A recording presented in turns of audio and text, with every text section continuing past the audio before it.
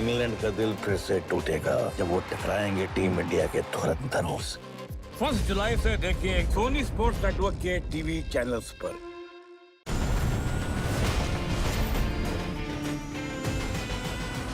Chips ले लो, cold drink ले लो और मौसम है सुहाना। आते ही क्यों है फिर? चिप्स ले लो, भेल ले लो, मौसम है सुहाना, कुछ तो खिलाना। आते ही कहीं के लिए चिप्स ले लो, कोल्ड ड्रिंक नहीं है, भेल। अरे साहब, आप अकेले क्यों बैठे हो? ये तो कपल जोन है। अरे अपनी किस्मत ही कुछ ऐसी है भाई, कपल जोन में भी अपने को अकेले ही बैठना पड़ता है। साहब एक काम करो ना, ये मेरा चिप्स और भेल ले लो। अरे साहब खाओगे ना जिंदगी बदल जाएगी आपकी। अरे छोड़ दे यार, डाइट पर हूँ। आपको डाइट की क्या जरूरत है? अरे आप तो ऐसे ही हैंडसम हो। अरे हैंडसम तो मैं हूँ यार, मेरे को पता है, मगर ड्यूटी के चक्कर में लड़की टिकती नहीं। ऐसा क्या काम करते हो साहब वैसे? सीआईडी ऑफिसर हूँ, कभी मर्डर का केस तो कभी रॉबरी का केस। केस में इतना बिजी रहता हूँ ना कि मेरे लव लाइफ की ऐसी तैसी हो रखी है। आज डेट फिक्स की थी लेकिन वो आई नहीं। साहब आपको एक सजेशन दो। दे दे भाई, एक तू ही बचा है। जितने लोग हैं मेरे लाइफ में सब मुझे फ्री का सजेशन बांट रहे, तो तू क्यों चुप है? बोल। साहब आप वो रेडियो सर सुनते हो? रेडियो से है, नाम थोड़ा खतरनाक टाइप का नहीं है? सर उसका ना वो एक लव सेगमेंट आता है सर, वो सुनिए। जीएफ, पैचअप, ब्रेकअप जो भी है साहब, मैं तो सुना साहब शादी भी हो जाती है। क्या बात कर रहा है? अरे साहब 2 हफ्ते पहले मेरी गर्लफ्रेंड के साथ हो गया था थोड़ा सा, मैंने उसका लव सेगमेंट सुना एक। अरे साहब दूसरे दिन मैसेज किया नहीं कि गर्लफ्रेंड आओगे साहब। अरे यार तू तो देवता टाइप आदमी निकला। हाँ थैंक यू वेरी मच। मगर सुन, हाँ अगर किसी को बोला कि तूने सीआईडी ऑफिसर को ऐसी एडवाइस दी है तो देखो समझा। चल चल निकल साहब, ये निकल निकल, कुछ नहीं चाहिए। Thank you very much. अरे बस हो गया तेरा एडवाइस, जा फटाफट जा। हेलो मुंबई, आज फिर आया हूं मैं आपकी दिल की धड़कन बनके, आपका दोस्त ऋषभ, सिर्फ रेडियो जहर पे। तो हर रोज की तरह आज भी हम बात करेंगे उन आशिकों से जो प्यार में डूबे हुए हैं लेकिन तैरना नहीं जानते। तो जिसकी भी लव लाइफ में जहर है, डायल करें 143, क्योंकि प्यार की भाषा से बेहतर और कोई भाषा नहीं। तो रुके क्यों हो मुंबई, फोन उठाओ और डायल करो 143 और बोल दो दिल की बात, सिर्फ रेडियो जहर पे।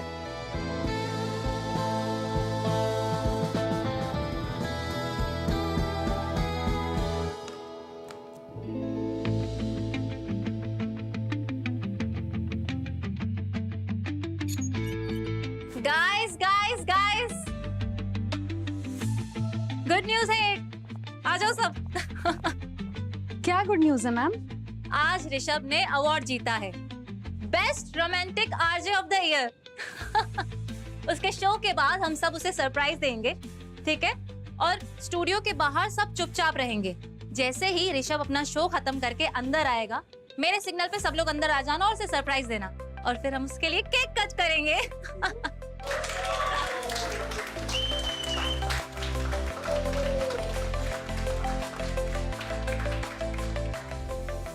अवार्ड तो मिल गया, पर उसका जो एटीट्यूड है स्काई है, उसका क्या करेंगे? ये सरप्राइज पार्टी में हमें क्यों घसीट रही है ख्याति मैम? ऋषभ का एटीट्यूड कौन झेलेगा? क्या नीचे है स्टूडियो तुम्हारा? अरे रुकिए सर, ऐसे जा नहीं सकते आप। अरे मैं सीआईडी से हूँ, हाथ छोड़ो मेरा। सीआईडी? क्या हुआ, कोई प्रैंक है क्या? लगता है ख्याति मैम का सरप्राइज थोड़ा ज्यादा ही रियल है। एक्सक्यूज मी, मैं ख्याति हूँ स्टेशन हेड। क्या हुआ? सीआईडी यहाँ पे? आपका आरजे ऋषभ, उसकी जान खतरे में है। कहाँ है वो? वो तो अभी लाइव शो कर रहा है। सुनिए, मैं उसके साथ कॉल पे था, ठीक है? उसने मुझे हेल्प के लिए आवाज दी और फिर फोन कट हो गया। आप लोगों को कुछ पता नहीं है? सिग्नल चेक करती हूँ मैं, एक मिनट। सिग्नल चेक करने का टाइम नहीं है यहाँ पे मैम। वो कहाँ पर है, मुझे उसके पास लेके चलिए अभी। वो अंदर रिकॉर्डिंग रूम में। आ जाइए, आ जाइए।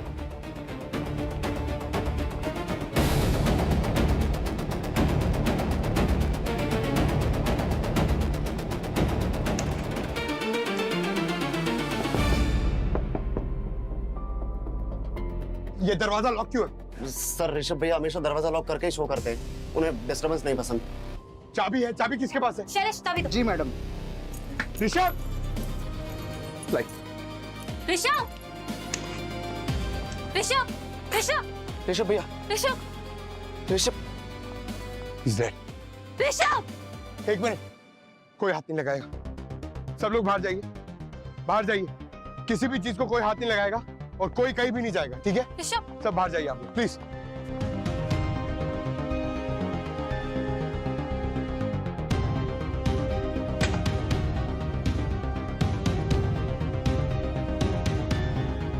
जय सर।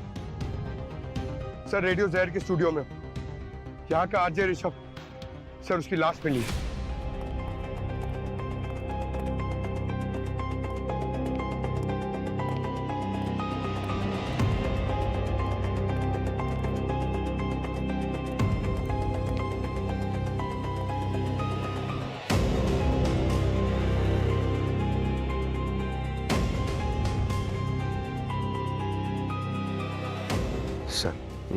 सर जब मैं यहाँ पर आया तो उसकी बॉडी यहीं पर थी और रेडियो शो पे ये बोल रहा था कि मुझे बचाओ वरना वो मुझे मार देंगे।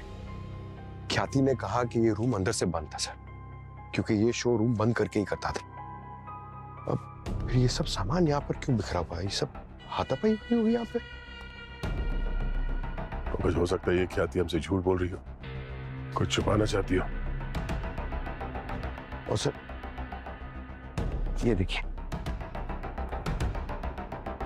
इसका चेहरा देखिए सर, यहाँ गाल पे, यहाँ फोरहेड पे, ये सब सूजा क्यों है? ये तो मधुमक्खी के काटने का निशान लगता है। सर। क्या हुआ? सर ये देखिए, मधुमक्खियाँ। तो मरी हुई है? हाँ सर, ये मरी कैसे? इसका मतलब ऋषभ को मधुमक्खियों ने काटा था, क्योंकि अक्सर मधुमक्खी किसी को काटने के बाद वो खुद भी मर जाती है। पर सर ये मधुमक्खियाँ अंदर आई कैसे? दरवाजा बंद था, यहाँ पे कोई खिड़की नहीं है, फिर कैसे? सर। हाँ? ये देखिए, ये यहाँ पे था। सर बॉक्स 10, ये तो एंटी एलर्जिक है। इसका मतलब है मधुमक्खियों के काटने के बाद ऋषभ ने अपने आप को बचाने की कोशिश की है। पर सर अगर इसने ये इंजेक्शन लिया है तो फिर इसकी बॉडी सूजी कैसे? शायद इंजेक्शन लेने में देरी हो गई हो। लगता है ऋषभ ने कुछ ऐसा देखा है या सुना है जिसकी वजह से इस पे यह हमला हुआ। खूनी चाहता था कि इसकी चीख पूरा शहर सुने।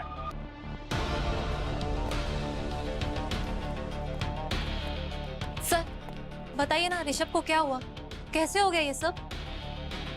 हमें लगता है कि ऋषभ की मौत मधुमक्खियों के काटने की वजह से हुई है। ये कैसे हो सकता है? मधुमक्खी इस ऑफिस में आ ही नहीं सकती, पॉसिबल ही नहीं है।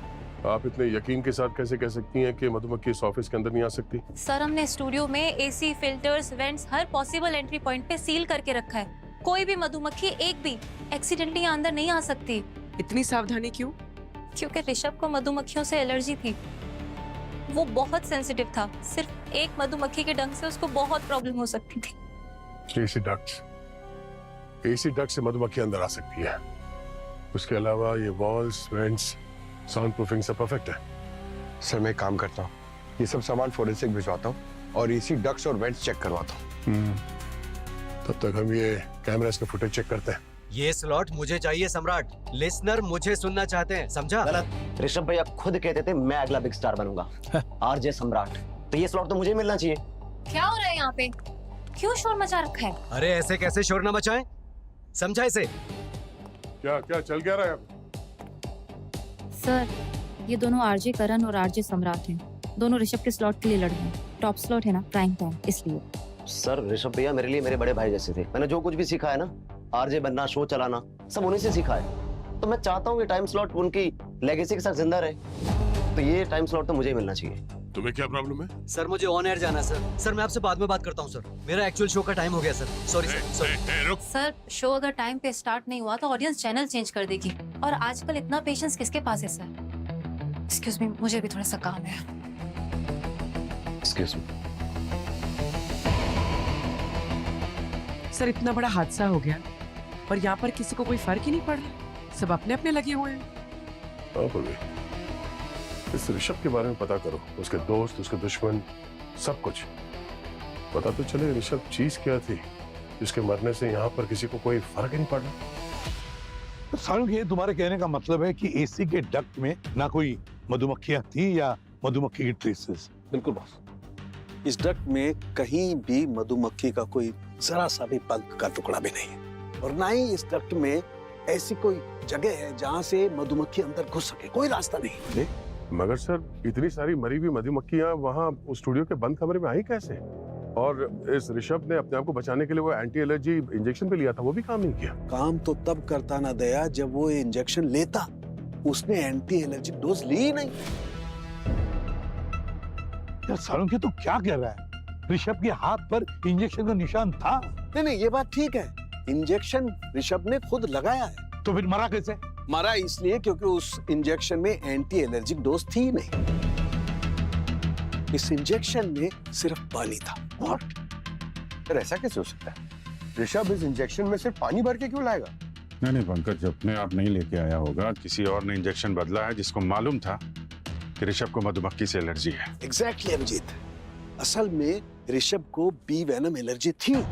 B venom allergy? हाँ पूर्वी, ये एक ऐसी एलर्जी होती है जिसमें किसी इंसान को अगर कोई मधुमक्खी डंक मार जाए तो उसका पूरा का पूरा शरीर सूख जाता है और उस इंसान को सांस लेने में भयंकर तकलीफ होने लगती है और कुछ ही मिनटों में उस इंसान की दर्दनाक मौत हो जाती है।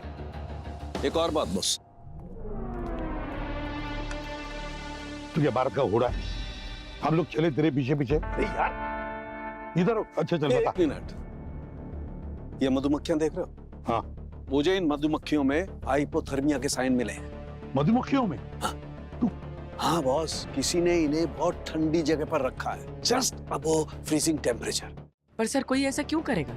पूर्वी, मधुमक्खियों को कुछ देर के लिए इमोबलाइज करने के लिए ऐसा किया जाता है। बी फॉर्म्स में ऐसा होता है। मतलब किसी ने मधुमक्खियों को वहां पे बेहोश करके उस स्टूडियो के कमरे में छुपा के रख दिया और बाद में जब वहां पे ऋषभ आया तो रूम टेम्परेचर नॉर्मल होने की वजह से वो होश में आ गई और ऋषभ को देख के लगा कि ऋषभ ही खतरा है और फिर उसका अटैक किया। एग्जैक्टली। तो बहुत सोच समझ के खून किया है। हाँ सर, खूनी को न सिर्फ मधुमक्खियों के बारे में अच्छी तरीके से मालूम है बल्कि ऋषभ के मेडिकल कंडीशन के बारे में भी वो जानता है तो कोई अंदर का ही आदमी। सारुण, एक काम कर, ये किस स्पीशीज की मधुमक्खी है जरा प्लीज बता दे और इसके बारे में डिटेल्स भी। बॉस, ये मधुमक्खी है एपिस डोर्साटा और ये मुंबई में नहीं मिलती है। मतलब सिर्फ ऋषभ को मारने के लिए ये मधुमक्खियां मंगाई गई हैं। मधुमक्खियां मुंबई के बाहर से मंगाई गई, एंटी एलर्जी इंजेक्शन बदला गया। बड़ा शातिर है ये खूनी, और ये जो भी है रेडियो जहर स्टूडियो के अंदर का ही है। वो आरजे ऋषभ की लास्ट कॉल का रिकॉर्ड? सर वो मंगवाई है मैंने सर, वो आती होगी। और वो ऋषभ जब वो चीखा उस वक्त तुम उसके साथ कॉल पे थे ना? हाँ सर, नहीं मैं उसके साथ कॉल पे नहीं था सर, मैं गाड़ी चला रहा था और उसका रेडियो शो जो है ना वो गाड़ी में सुन रहा था सर मैं। अच्छा पंकज, हमने सुना है कि तुमने लव गुरु को कॉल किया था, क्यों? अपनी लव लाइफ के लिए? मेरी लव लाइफ नहीं, एक्चुअली मेरा एक दोस्त है सर, उसे ना थोड़ा लव लाइफ में इशू है तो इसलिए उसके लिए एडवाइस ले रहा था मैं। अच्छा, एडवाइस ले रहे थे, लेकिन अभी तुमने बोला तुम शो सुन रहे थे, कॉल नहीं किया था तुमने, बोलो।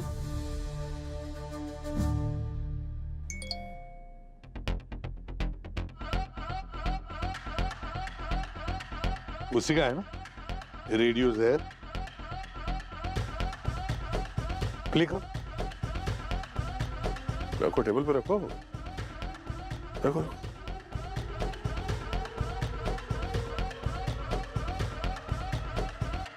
हाय आरजे ऋषभ, मैं पंकज बोल रहा हूँ, एक नॉर्मल आदमी, आई मीन एक आम आदमी। प्यार में पड़ा आदमी कभी आम नहीं होता पंकज जी, आप बहुत खास हो। बताइए क्या प्रॉब्लम है आपके दिल की? अरे ऋषभ, मैं दिल से रेडी हूँ लेकिन ड्यूटी से फ्री नहीं हूँ। जब लड़कियां फ्री होती है तो मैं ड्यूटी पे लग जाता हूँ और जब मैं ड्यूटी से फ्री होता हूँ तो लड़कियां बिजी हो जाती हैं। अरे यार, ये टाइमिंग का ही स्कैम चल रहा है मेरी लाइफ में। तो आपका प्यार तो ऑफिस के रोस्टर पे चल रहा है। अरे बिल्कुल सही यार, कैलेंडर में एंट्री कर देता हूँ डेट के लिए, लेकिन वो भी कैंसिल हो जाती है। मैं तो सोचा लव लेटर लिखने से पहले अप्रूवल ले लूं कि subject to availability of partner. वाह पंकज जी वाह, आप तो बहुत रोमांटिक हो और फनी भी। डोंट वरी, मैं हूं ना। आपकी लव प्रॉब्लम का सलूशन मेरे पास है। अरे यार बताओ बताओ, जल्दी बताओ ऋषभ, आप ही तो हमारे जैसे सिंगल लोगों की ओनली होप हो। हाँ हाँ बिल्कुल, रेडियो ज़हर हमेशा आपके। ये क्या है? किसने आने दिया तुम्हें अंदर? ये क्या कर रहे हो तुम? हेलो ऋषभ, जाओ जाओ बाहर, छोड़ो मुझे। क्यों मार रहे हो मुझे? हेलो ऋषभ, आई ओके? बचाओ, हेल्प हेल्प हेल्प, मत मारो मुझे। कोई तो कमरे में घुसा था, इसलिए ऋषभ चीख रहा था। सर ये ऋषभ बहुत ही पॉपुलर आरजे है, इसे बेस्ट आरजे का अवार्ड भी मिला है, अपनी पॉपुलैरिटी के पीक पे था। सक्सेस पूर्वी, सक्सेस। और सक्सेस आने के साथ क्या मिलता है? क्यों पंकज, तुम्हें पता है? पैसा, जेलसी और दुश्मनी। सर हाँ,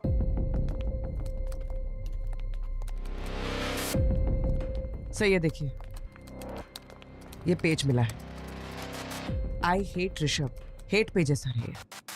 फैन पेज तो सुना था, ये हेट पेज क्या होता है? सर आजकल कैंसिल कल्चर का जमाना है, इन हेट पेजेस पे लोग यंग सेलिब्रिटीज को गालियां देते हैं, उनके खिलाफ लिखते हैं, उनके काम के खिलाफ लिखते हैं। पूरी ये पेज किसने बनाया बताओ जरा?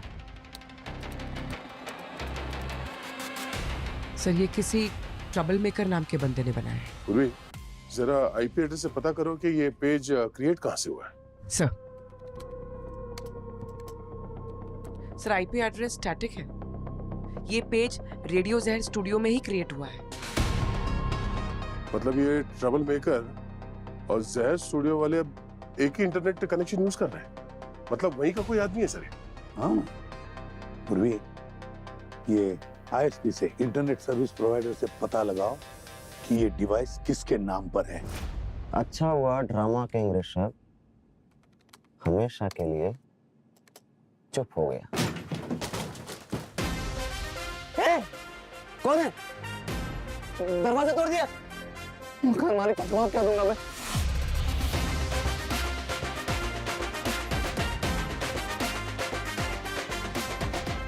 सीआईडी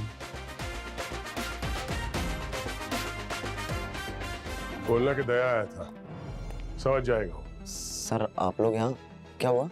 तुमसे गुफ्तगू करने आए। मैंने तो सब कुछ सच बता दिया था आप लोगों को। तुमने सच कहाँ बताया था बेटा? तुमने सिर्फ ये बताया था कि ऋषभ तुम्हारा मेंटोर है। हाँ सर, वो सच में मेंटोर है मेरा। अच्छा, तो फिर अपने मेंटोर के खिलाफ नफरत क्यों फैला रहा था ऑनलाइन? हाँ, आई हेट ऋषभ, इस पेज का एडमिन तू ही है ना? तुम ही हो ना ट्रबल मेकर? तुम लोग अंदर क्या कर रहे हो उधर? ये सब पुराने फैसले हो गए।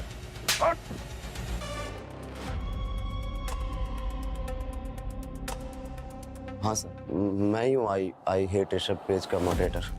लेकिन मैंने उसे मारा नहीं है सर, कसम से। क्यों बनाया तुमने वो पेज? गुस्से में मैम। ऋषभ मेरे गुरु थे, लेकिन मुझे बहुत छोटा दिखाते लोगों के सामने। प्यून जैसा काम करवाते थे मुझसे, चाय लेके आ, कॉफी लेके आ, ये कर वो कर। टैलेंटलेस समझते थे मुझे। ऐसा क्यों? वो इसलिए सर कि ऋषभ सक्सेसफुल थे, लेकिन उनको ये डर था कि कहीं ना कहीं मैं उनसे ज्यादा सक्सेसफुल और पॉपुलर ना हो जाऊं। जलता था वो मुझसे। क्यों? क्योंकि सर 2 महीने पहले मेरा शो भी ऋषभ के शो जितना हिट हो गया था, लेकिन बाद में ऋषभ ने मेरे ट्रस्टेड राइटर को डरा दिया।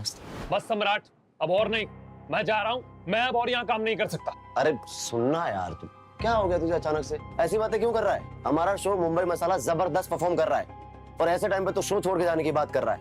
लिसनर बढ़ते जा रहे हैं हमारे दिन ब दिन। लिसनर्स बढ़ रहे हैं या मौत के केसेस? तूने मुझे पहले क्यों नहीं बताया कि मेरे से पहले तेरे 5 राइटर्स मर चुके हैं? क्या बोल रहा है तू ये सब? हाँ, किसने बोला तुझे? मुझे छोड़कर पूरा ऑफिस जानता है, पूरा स्टाफ बात कर रहा है इस बारे में। देख यार, मैं कोई रिस्क नहीं लूंगा। मुझे अपनी जॉब से ज्यादा अपनी जान प्यारी है। मैं किसी हॉन्टेड स्टूडियो का पार्ट नहीं बन सकता। अरे सुनना क्या?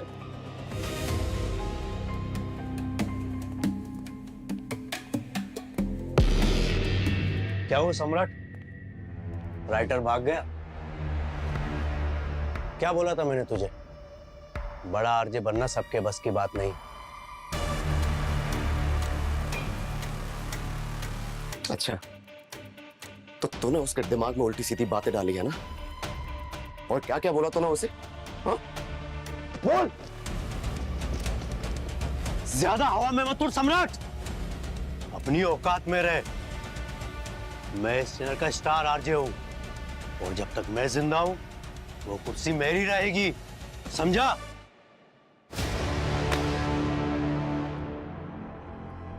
सर ऋषभ बहुत चालू आदमी था, जलता था सबसे, मैनिपुलेट करता था। नहीं तो आप सोचिए कोई मकान मालिक बिना वजह अपने किराएदार को घर से बाहर क्यों निकालते?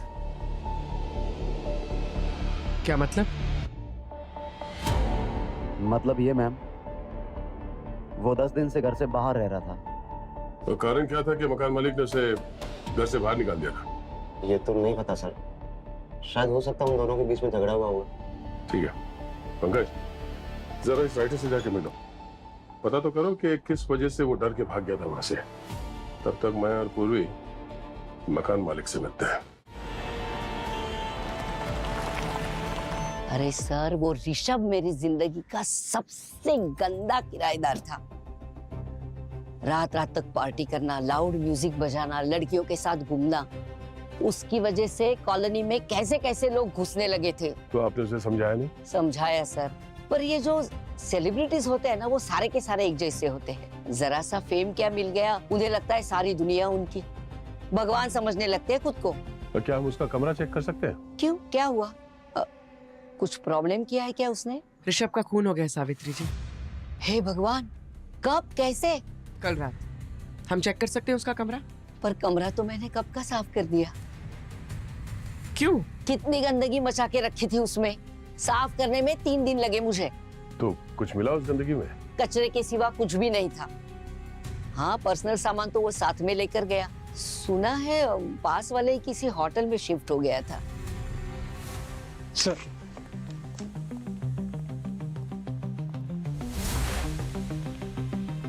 हमने रूम को हाथ भी नहीं लगाया है। ऋषभ सर ने खुद मना किया था। उनके रूम में उनके अलावा कोई भी अलाउड नहीं था। इवन क्लीनिंग स्टाफ को भी अंदर जाना मना था। मतलब सब कुछ वैसे का वैसे ही है जैसे वो छोड़ के गया था? जी मैडम। उनको मैडम कुछ तो एलर्जी थी, हाँ, बी एलर्जी, इसीलिए वो बहुत केयरफुल रहते थे और रूम में हमेशा एयर प्यूरिफायर चालू रखते थे। ठीक है, हम लोग देख लेंगे। कमरा कौन सा है? सर ये चाबी। ठीक है, आप यहीं पे रुकिए, अगर जरूरत पड़ी तो बुला लेंगे। जी सर।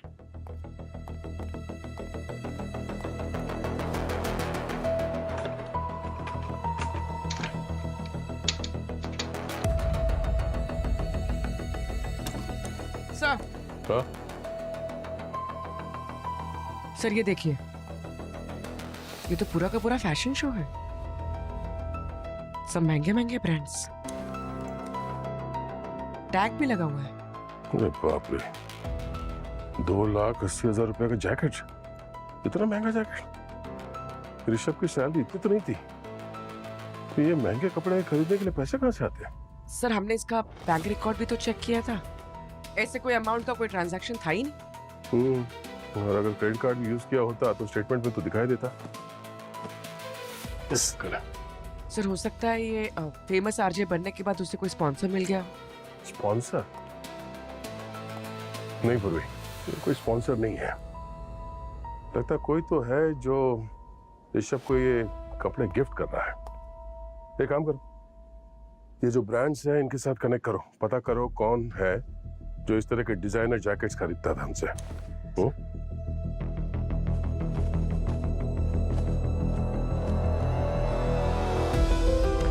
सर ये देखिए, क्या? कोई लेटर है, लव लेटर। आजकल के टाइम में लव लेटर, इंटरेस्टिंग। मैडम ख्याति। अरे सर, आप लोग, केस में कुछ प्रोग्रेस हुई? प्रोग्रेस तो तब होती है ख्याति जब सच बोला जाता है। मैं कुछ समझी नहीं।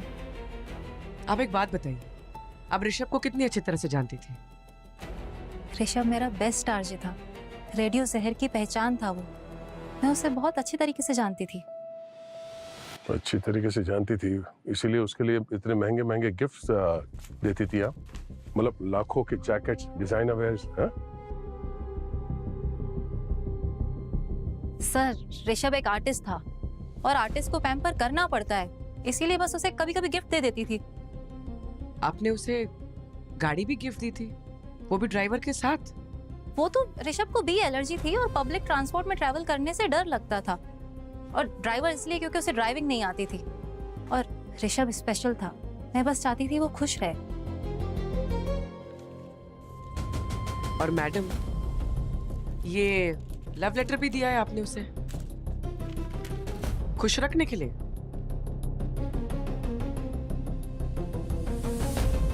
देखिए मैडम, सीआईडी झूठ पे ज्यादा टाइम नहीं वेस्ट करती। आपकी भलाई इसी में है कि आप सच बता दें।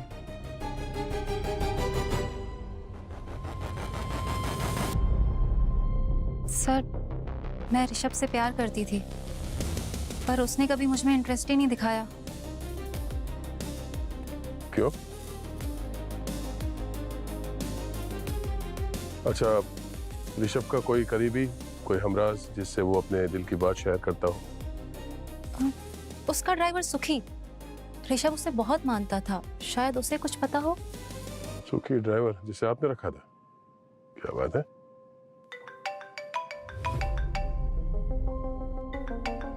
हाँ पंकज। सर एक अपडेट है, सम्राट का राइटर मिल गया है अपने गांव में, यूपी में। उसने बताया है किसी ने उसे धमकाया था। अच्छा,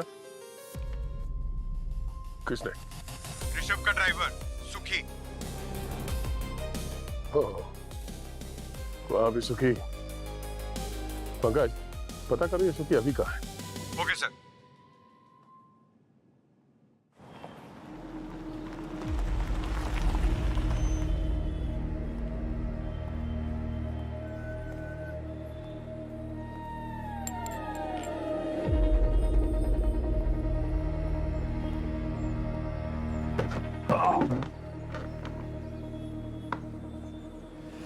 दो चाय देना कड़क, और एक बिस्किट का पैकेट भी दे दो।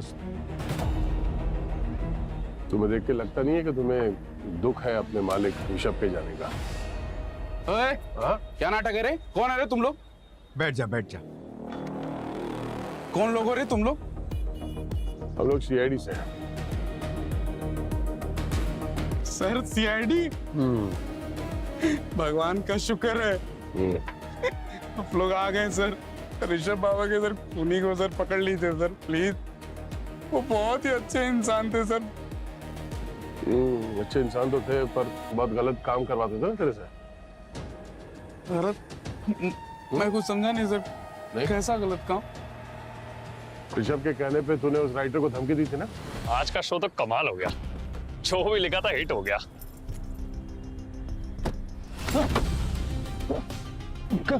कौन हो तुम?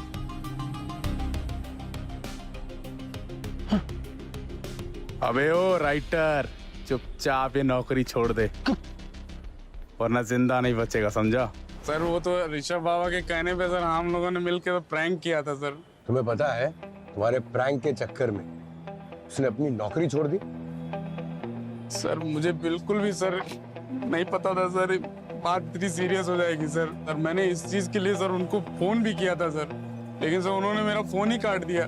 मैं माफी मांगना चाह रहा था सर। चिंता मत कर, वो पता कर लेंगे। तो एक बात बता, ये जो अफवाह फैली है कि ऋषभ की एक बीवी थी, मतलब उसने दुनिया से छुपा के रखा हुआ था, सच है? सर वो बीवी वाली बात जो थी वो तो एक अफवाह थी। हाँ? कि एक गर्लफ्रेंड थी, ये बात सिर्फ मुझे ही पता थी, ये कोई नहीं जानता था। देख रहे हैं हम कैसे मान ले? अरे सर वो लैंड लेडी सर सावित्री जी की बेटी थी, पिंकी। सर जैसे ही सर ये बात सर ये मामला पूरा ना सावित्री जी को पता चला ना, ऋषभ बाबा को वैसे ही घर से बाहर निकाल दिया तुरंत, फौरन। सावित्री जी? वो ऋषभ एक नंबर का चालू लड़का था, आज एक लड़की के साथ तो कल दूसरी लड़की के साथ। मैं अपनी बेटी की जिंदगी बर्बाद कैसे होने देती? गलती तो मेरी थी ना, मैंने उसे किराएदार नहीं रखना चाहिए था।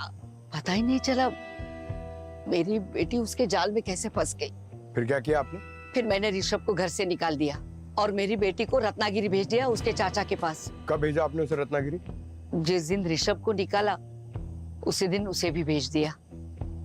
10 दिन हो गए।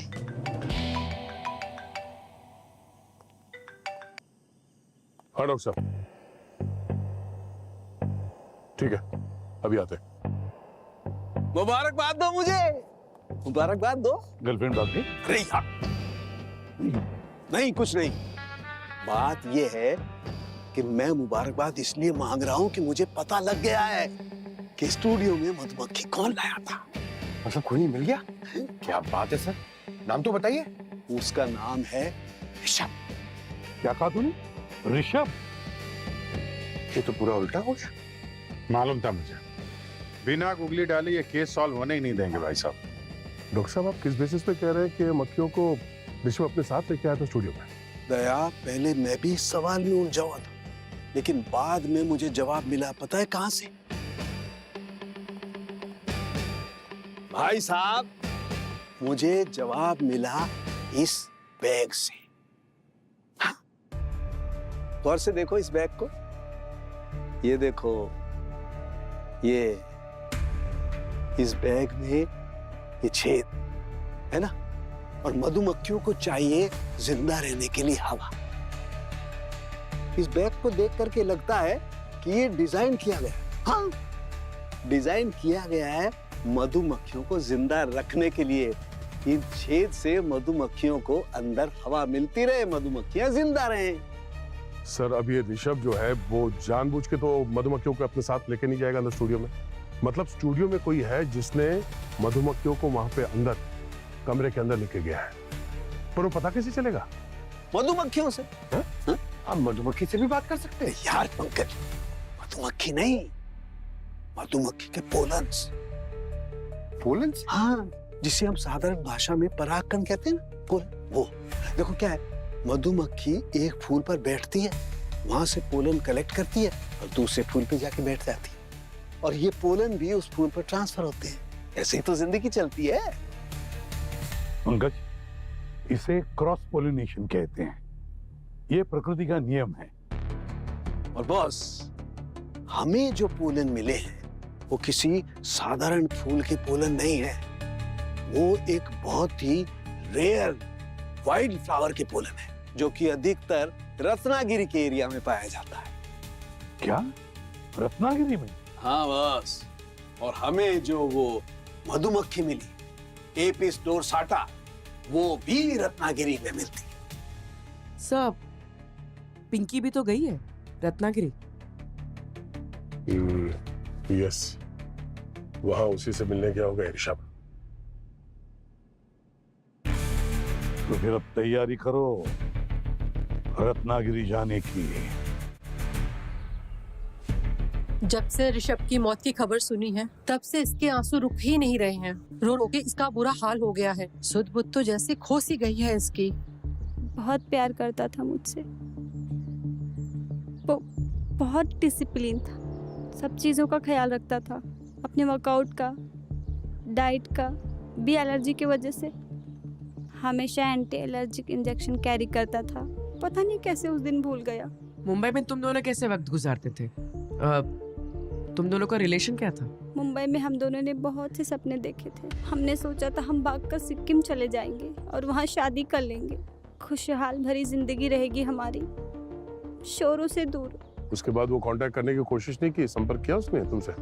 किया था, 4 दिन पहले ही आया था रत्नागिरी मुझसे मिलने, हमारे भागने का प्लान फाइनलाइज करने। वो मुंबई से रत्नागिरी तुम्हें यहाँ मिलने आया था? हाँ सर, मैं भी शॉक थी। उसे लॉन्ग ड्राइव पसंद नहीं था। हमारे इधर मधुमक्खी का बहुत बड़ा फार्म है, बहुत रिस्की था, फिर भी वो आया था। यहाँ पास में कौन सा बी फार्म है? ये पड़ोस में है, हमारे फार्म हाउस के साइड में। बहुत तकलीफ है सर, मधुमक्खियाँ बार बार आकर के हमारी फसल खराब कर देती हैं।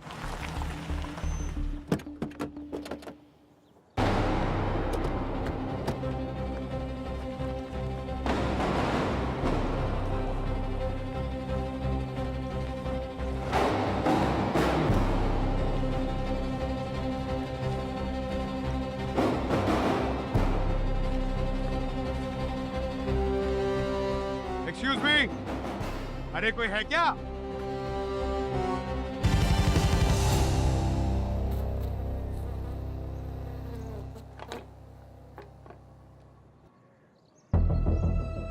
बॉस संभाल के, इस बॉक्स में दुनिया की सबसे खतरनाक मधुमक्खी हैं। अगर बाहर निकल गए तो संभालना मुश्किल हो जाएगा। बच गया सर, वरना फोरेंसिक टेबल पे लेटना पड़ता। हम लोग सीआईडी से हैं और आपके हाल फिलहाल में जो सेल्स हैं इन मधुमक्खियों का, उसके बारे में कुछ जानना चाहते हैं।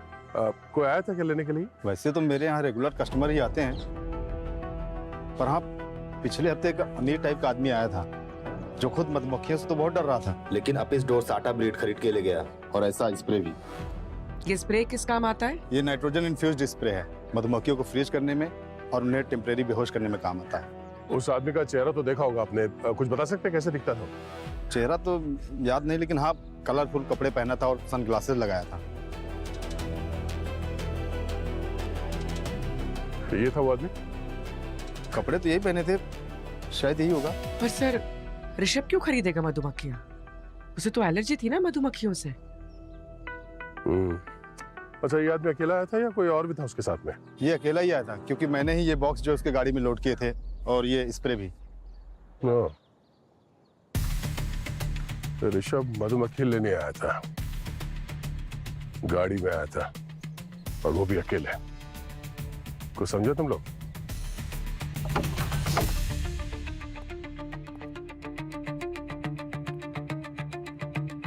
सर ये तो शादी के घर जैसा सजाया हुआ है।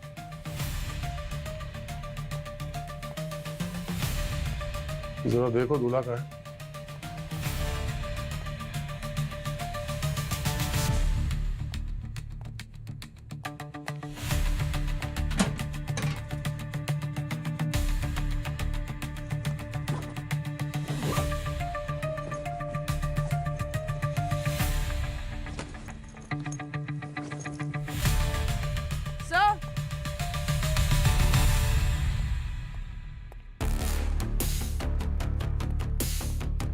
हाँ बुरे? सर ये देखिए, ये तो बिल्कुल वैसे ही कपड़े जैसे हमें ऋषभ के होटल रूम में मिले थे, ब्रांडेड। सर ये बी फार्म वाला भी तो यही बात कर रहा था कि ऐसा ही जैकेट था। अरे अरे अरे, ये देखिए सर, कमाल है, सुहागरात के लिए सेज सजा के रखा है।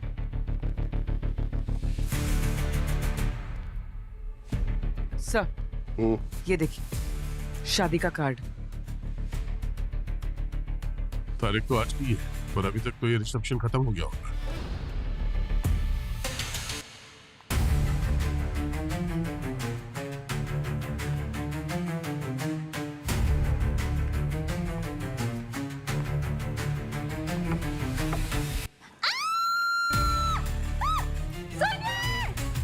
अरे क्या हुआ?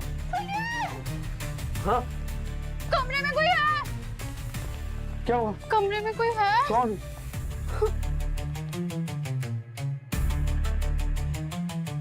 कौन हो भाई तुम? कमरे में क्या कर रहे हो? ओ हेलो भाई, सीआईडी?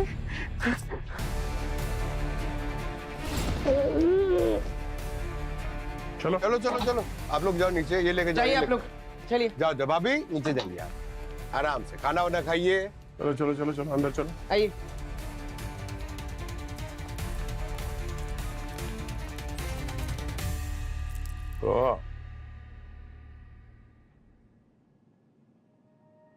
वहाँ फार्म हाउस के मालिक, उसने बताया था कि ऋषभ आया था मधुमक्खी लेने के लिए। अकेले आया था, रत्नागिरी गाड़ी चला के, जबकि ऋषभ उसे ड्राइविंग नहीं आती। प्लानिंग तो बहुत अच्छी की थी तूने, काबिले तारीफ, बस एक गलती कर दी। जब ऋषभ अपनी गर्लफ्रेंड के साथ रत्नागिरी में था, तब तुम उसकी गाड़ी ले जाकर उसी के मौत का सामान खरीद रहे थे। जिस थाली में खाया उसी में छेद किया। क्यों किया तुमने अपने मालिक के साथ ऐसा? अपनी शादी के लिए पैसों की जरूरत थी सर, इसी सिलसिले में सर ऋषभ बाबा के पास में सर पैसों के लोन के लिए गया था। सोचा पैसे मिल जाएंगे, लेकिन ऋषभ बाबा ने सीधा मना कर दिया।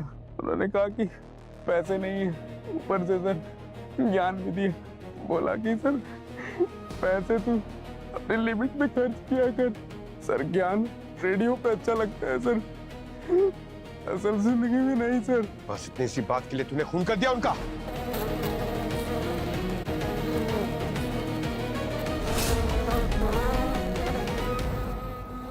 तुम यहाँ क्या कर रहे हो?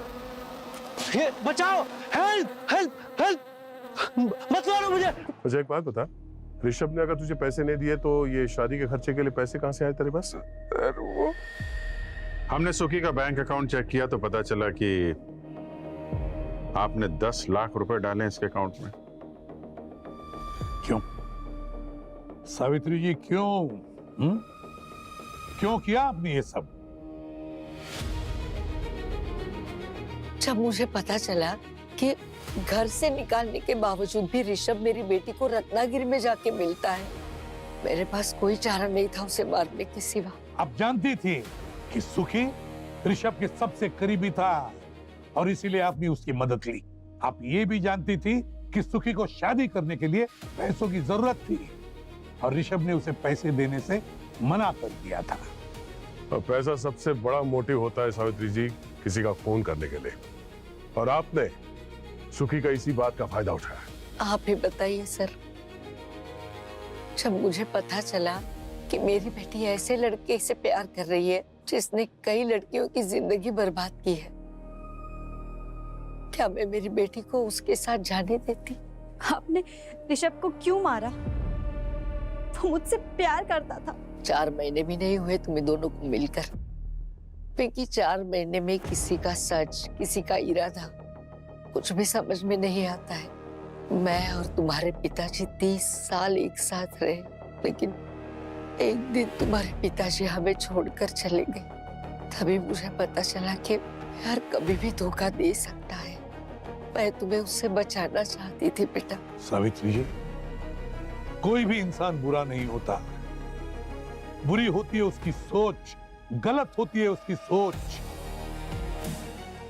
एक मासूम इंसान को मारकर आपने भी गलत सोचा, गलत किया। आपको कानून कभी माफ नहीं करेगा।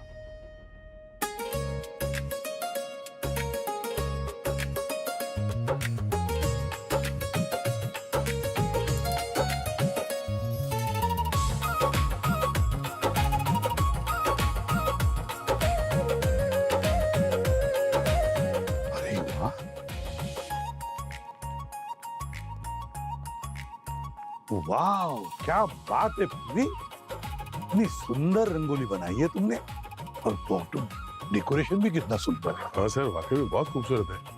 ये फूल, लाइट्स, वही तो पूरा ब्यूरो जगमगा रहा है। पूरी तुम भी प्यारी लग रही हो। Thank you sir. नहीं, मानना पड़ेगा पूर्वी, तुम इतना सब काम कैसे करती हो? मुजरिम को भी पकड़ना है और त्योहार भी मनाना है। अरे अभी गणपति में वो मोदक, वो पूरन पोली, उसका स्वाद अभी भी मेरे जुबान पे है। और दिवाली में देखो इतनी अच्छी सजावट, फूल, रंगोली, मिठाई विठाई है कि नहीं? सर बिना मिठाई के दिवाली थोड़ी ना अच्छी लगती है। ये लो। अरे मिठाई भी है सर। हाँ, तो मिठाई से याद है, मिठाई खाने वाला कहाँ है? पंकज कहाँ है वो? कहाँ है? हाँ, मिठाई तो इधर है। आता ही होगा सर। वाह, क्या बात है सर, वाह, होममेड है सर। होममेड, वाह, कमाल। तुम्हें मना किया था ना इन कपड़ों में मत आओ। कहाँ है दिवाली वाले कपड़े? अरे पूर्वी, किसी को बोलना मत, मेरी एक्चुअली डेट है, मैं जा रहा हूँ दिवाली उसी के साथ मनाऊंगा। अरे आप सब लोग वेट कर रहे हैं ना। अरे यार, तुम मुझे प्रेशर में डाल रही है। ठीक है, काम करता हूँ, मैं फटाफट डेट डाल के आता हूँ। ठीक है, आ जाऊंगा ब्यूरो वापस। ठीक है, विश मी लक। प्रॉमिस आना, जल्दी आओ। अरे पूर्वी, ये पंकज कहाँ जा रहा है? सर वो कुछ काम से गया है सर। वो जैसे ही काम खत्म होगा आ जाएगा सर। कमाल है, चलो हम सेलिब्रेट करते हैं। अच्छा, ये बाकी के लोग कहाँ हैं? डॉक्टर सालू के, सचिन, श्रेया, अवनी, भूमि, कृतिका, ये सब। सर सबको कॉल किया है, सब आते ही होंगे sir. Happy Diwali sir, happy Diwali. अरे पंकज, तुम इतनी जल्द वापस आ गए? वापस आ गया मतलब? आखिर गए ये? हाँ सर, वो डेट। अरे सर, डेट वेट तो होते रहेंगे सर, मगर दिवाली सर साल में एक बार आती है, खुशियों का त्योहार है सर, और वो मेरी टीम के साथ मनाना चाहता हूँ सर। एक्चुअली सीआईडी मेरी टीम नहीं है सर, सीआईडी मेरी फैमिली। ये बात है मेरा भाई। क्या हुआ, बात बनी नहीं? Next time better luck. मिठाइयाँ, हाँ मिठाई, काजू कतली, ये देखो, ये देखो, ये भाई।